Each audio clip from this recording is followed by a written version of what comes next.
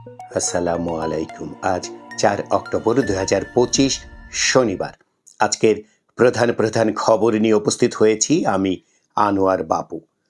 আবারও জামায়াতে ইসলামীর সমালোচনা করেছেন হেফাজতে ইসলামের আমির শাহ মুহিবুল্লাহ বাবুনগরী। গতকাল শুক্রবার সন্ধ্যায় চট্টগ্রামের হাটহাজারী পার্বতী মডেল সরকারি উচ্চ বিদ্যালয় মাঠে শানে রেসালত সম্মেলনে প্রধান অতিথির বক্তব্যে তিনি এই সমালোচনা করেন। হেফাজত আমির আগামী সংসদ নির্বাচনে জামায়াতে ইসলামীকে ভোট না দেওয়ার আহ্বান জানান। হেফাজতে ইসলামী হাটহাজারী উপজেলা শাখা এই সম্মেলনের আয়োজন করে। আল্লামা শাহ মুহিবুল্লাহ বাবুনগরী বলেন, নবী ও রাসূলদের দেখানো সোজা রাস্তায় চলতে হবে, তাহলে দুনিয়া ও আখিরাত ঠিক থাকবে। সাহাবা কেরাম সত্যের মাপকাঠি, তাদের দেখানো রাস্তা সোজা রাস্তা। জামায়াতে ইসলামীকে নিয়ে হেফাজতে আমিরের এই বক্তব্যের বিষয়ে চট্টগ্রাম নগর জামায়াতে ইসলামীর 3 জন দায়িত্বশীল নেতার সঙ্গে যোগাযোগ করা হয়, তবে তারা কেউ এই বিষয়ে কোনো মন্তব্য করতে রাজি হননি। পুরান ঢাকার একটি রেস্তোরাঁয় খাওয়ার সময় হঠাৎ অসুস্থ হয়ে জগন্নাথ বিশ্ববিদ্যালয় শাখা ছাত্র দলের যুগ্ম আহ্বায়ক হাসিবুর রহমানের মৃত্যু হয়েছে। গতকাল শুক্রবার রাত 10টার দিকে ঢাকা ন্যাশনাল মেডিকেল কলেজ হাসপাতালে নেওয়ার পর তাকে মৃত ঘোষণা করা হয়। নির্বাচন কেন্দ্রিক জোট গঠনের বিষয়ে বিভিন্ন রাজনৈতিক দলের সঙ্গে বিএনপির আলোচনা চলছে বলে জানিয়েছেন দলটির স্থায়ী কমিটির সদস্য সালাউদ্দিন আহমেদ। তিনি বলেছেন, গণতন্ত্র রক্ষায় রাজনৈতিক দলগুলোর ঐক্যের প্রয়োজনীয়তা রয়েছে। নিজেদের মধ্যে মতপার্থক্য থাকলেও ফ্যাসিবাদ বিরোধী রাজনৈতিক দলগুলো গণতন্ত্রের প্রশ্নে এক থাকবে। রাজধানীর গুলশানে নিজের বাসভবনে গতকাল শুক্রবার সাংবাদিকদের সঙ্গে আলাপকালে এসব কথা বলেন সালাউদ্দিন। রাজধানী সহ দেশের বিভিন্ন জেলায় গত 8 দিনে যৌথ বাহিনীর অভিযানে 69 জনকে আটক করা হয়েছে। দলের নির্বাচনী প্রতীক হিসেবে শাপলা বরাদ্দ পেতে দীর্ঘ ব্যাখ্যা দিয়েছে জাতীয় নাগরিক পার্টি এনসিপি। সেখানে অভিযোগ করা হয়, শাপলা প্রতীক না দেওয়া এনসিপির প্রতি নির্বাচন কমিশনের বিরূপ মনোভাব ও স্বেচ্ছাচারী দৃষ্টিভঙ্গির বহিঃপ্রকাশ। কমিশনের একরোখা কার্যকলাপে তাদের নিরপেক্ষতা নিয়ে জনমনে প্রশ্ন উঠেছে। অবাধ, সুষ্ঠু, নিরপেক্ষ নির্বাচন আয়োজন এবং সব দলের জন্য সমান সুযোগ সৃষ্টিতে তাদের আগ্রহ প্রশ্নবিদ্ধ হচ্ছে। এনসিপির আহ্বায়ক নাহিদ ইসলামের বরাত দিয়ে গতকাল শুক্রবার এই ব্যাখ্যা নিজের ফেসবুক আইডিতে পোস্ট করেন দলের মুখ্য সমন্বয়ক নাসিরউদ্দিন পাটোয়ারি। ফিলিস্তিনের অবরুদ্ধ গাজায় ত্রাণবাহী জাহাজের বহরে ইসরায়েলি সেনাদের হামলা ও জাহাজে থাকা মানবাধিকার কর্মীদের গ্রেপ্তারের প্রতিবাদে গতকাল শুক্রবার রাজধানীতে জামায়াতে ইসলামী সহ বিভিন্ন রাজনৈতিক দল ও সংগঠন বিক্ষোভের আয়োজন করে। বিপুল সংখ্যক মুসল্লি সহ অনেক সাধারণ মানুষ এতে অংশ নেন। বিক্ষোভ মিছিল ও সমাবেশে অংশগ্রহণকারীরা ইসরায়েলি সরকারের নিপীড়নের নিন্দা জানান এবং নির্যাতিত ফিলিস্তিনিদের পাশে থাকার অঙ্গীকার করেন। কথায় আছে, মামা ভাগ্নে যেখানে বিপদ নেই সেখানে। কিন্তু বরিশালে ঘটেছে উল্টো ঘটনা। মামা যুবলীগ কর্মী আর ভাগ্নে স্বেচ্ছাসেবক দলের নেতা। মামা ভাগ্নে দুজন মিলে একটি কক্ষে বসে ইয়াবা সেবন করছিলেন। সেই ভিডিও কেউ ধারণ করে ছড়িয়ে দিয়েছে সামাজিক যোগাযোগ মাধ্যমে, আর তাতেই বিপাকে পড়েছেন মামা ভাগ্নে। শুরু হয়েছে সমালোচনা। ঘটনাটি বরিশালের বাবুগঞ্জ উপজেলার রহমাতপুরের। ভাগ্নে বাবুগঞ্জ উপজেলা স্বেচ্ছাসেবক দলের সদস্য সচিব কামরুল আহসান সোহাগ ওরফে রাঙা সোহাগ, আর মামা স্থানীয় যুবলীগের কর্মী রেজভি মুন্সি। গোপালগঞ্জের টুঙ্গিপাড়ায় এক কিশোরীর বিরুদ্ধে তার 10 দিনের শিশু সন্তানকে বাউরে ফেলে হত্যার অভিযোগ উঠেছে। সন্তানকে হত্যার পরে নিজেও বাউরে ঝাঁপ দিয়ে আত্মহত্যার চেষ্টা করে রিয়া মণ্ডল নামের 17 বছর বয়সী ওই কিশোরী। গত বৃহস্পতিবার রাতে উপজেলার বর্ণী ইউনিয়নের মধ্যপাড়া ঈদগাঁও খেয়াঘাট বাউর এলাকায় এ ঘটনা ঘটে। বাগেরহাটে দুর্বৃত্তদের হামলায় হায়াত উদ্দিন নামের 42 বছর বয়সী এক বিএনপির নেতা নিহত হয়েছেন।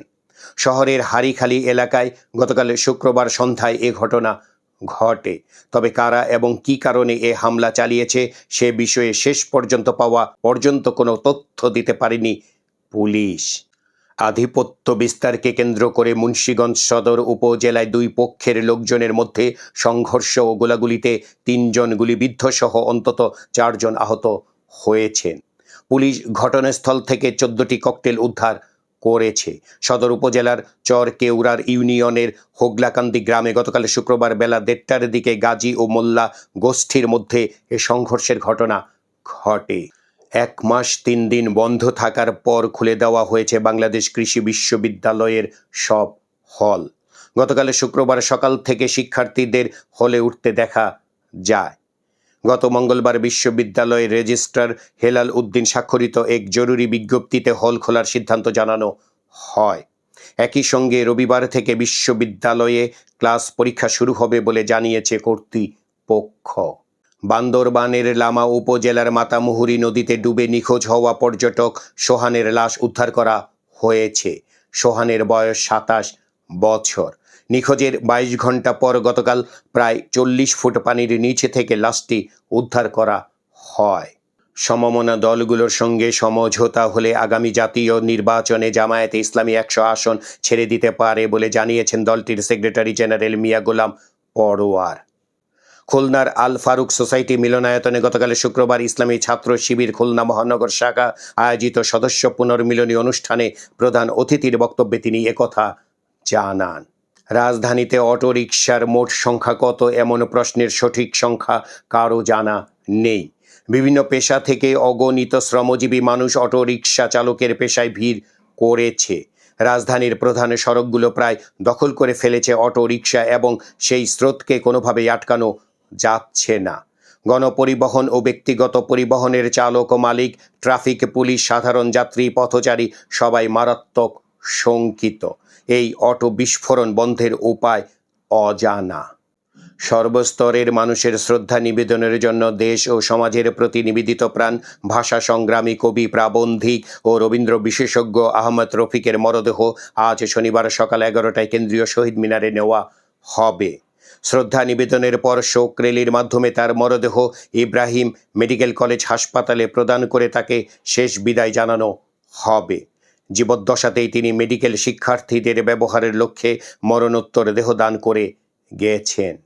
জামায়াতে শিবিরের নীতির কারণে গণ অধিকার পরিষদ ও এনসিপি সবচেয়ে বেশি ক্ষতিগ্রস্ত হয়েছে বলে দাবি করেছেন গণ অধিকার পরিষদের সাধারণ সম্পাদক রাশেদ খান। গতকাল শুক্রবার সোশ্যাল মিডিয়ায় এক পোস্টে তিনি এমন দাবি করেন। চাঁদপুরের হাজীগঞ্জ উপজেলায় এক জামায়াত নেতা ফেসবুকে বিএনপির ভারপ্রাপ্ত চেয়ারম্যান তারেক রহমান ও বিএনপি নেত্রী রুমিন ফারহানার বিকৃত ছবি শেয়ার করার ঘটনায় দুই পক্ষের সংঘর্ষে ২০ জন আহত হয়েছেন। গতকাল শুক্রবার উপজেলার পালিসারা গ্রামে এ ঘটনা ঘটে। পরিস্থিতি নিয়ন্ত্রণে আনতে পুলিশ মোতায়েন করা হয়েছে। আহতদের হাজীগঞ্জ উপজেলা স্বাস্থ্য কমপ্লেক্স ও চাঁদপুর জেনারেল হাসপাতালে চিকিৎসা দেওয়া হচ্ছে। রাজধানীর মিরপুর ১০ নম্বরের সেনপাড়া এলাকায় আলিফ পরিবহনের একটি বাসে যাত্রীদের নামিয়ে অগ্নিসংযোগ ও গুলি করার ঘটনা ঘটেছে। গতকাল শুক্রবার সকাল ৭টার দিকে এ ঘটনা ঘটে। কাফরুল থানার ভারপ্রাপ্ত কর্মকর্তা জানান, মেট্রো রেলের ২৬৬ নম্বর পিলারের নিচে আলিফ পরিবহনের বাসটি থামিয়ে ৩ ব্যক্তি হামলা চালায়। এদের মধ্যে ২ জন বাসে উঠে যাত্রীদের নামিয়ে দিয়ে আগুন ধরিয়ে দেয়। পরে নিচে থাকা অন্যজন বাসের জানালায় গুলি চালায়। হামলার পরপরই সবাই দ্রুত পালিয়ে যায়। আন্তর্জাতিক খবর। যুক্তরাষ্ট্রের শান্তি পরিকল্পনা প্রস্তাবে হামাসের আংশিক রাজি হওয়ার সিদ্ধান্তকে স্বাগত জানিয়েছেন মার্কিন প্রেসিডেন্ট ডোনাল্ড ট্রাম্প। ফিলিস্তিনের স্বাধীনতাকামী সংগঠনটি স্থায়ী শান্তির জন্য প্রস্তুত বলে আশাবাদ ব্যক্ত করেছেন তিনি। ডোনাল্ড ট্রাম্প গতকাল শুক্রবার হামাসকে তার প্রস্তাব মেনে নেওয়ার সময়সীমা বেঁধে দেন। তিনি বলেন, রবিবার যুক্তরাষ্ট্রের স্থানীয় সময় সন্ধ্যা ৬টার মধ্যে প্রস্তাব মেনে নিতে হবে, নয়তো হামাসকে নরক যন্ত্রণা ভোগ করতে হবে। এর কয়েক ঘন্টা পর হামাস এক বিবৃতিতে আংশিকভাবে প্রস্তাব মেনে নেওয়ার ঘোষণা দেন।